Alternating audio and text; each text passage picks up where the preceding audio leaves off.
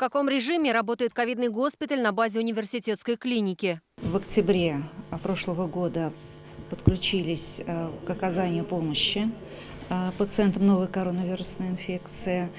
Госпиталь мы не сворачивали, не закрывали работу госпиталя, были сокращены часть коек, и вот сейчас на третью волну мы полную мощность работаем с июля месяца. 80 коек у нас в госпитале, из них официально 6 реанимационных, но работает, конечно, в 2 раза больше реанимационных коек.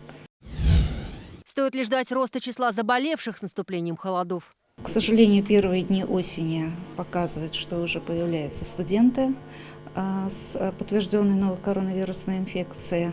А значит, как и в прошлом году, учитывая сезонность, изменения погоды, похолодание, сезонный грипп к нам надвигается, конечно, мы ожидаем увеличения количества пациентов.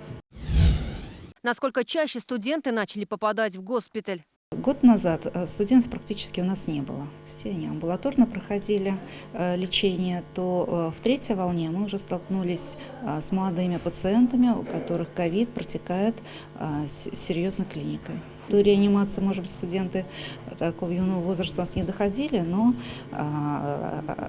имели пневмонию, дыхательную недостаточность, кислородную потребность. Как активно в КФУ проходит вакцинация от коронавируса? Большая часть сотрудников прививается. У нас есть амбулаторная служба, поликлиническая служба. Вакцинация проводится как с выездом в университет, потому что университет большой, имеет много структурных подразделений по разным адресам, ну, что говорить, по разным городам, это Челны и Елабуга. Студенты у нас появились, с которыми нужно продолжать работу.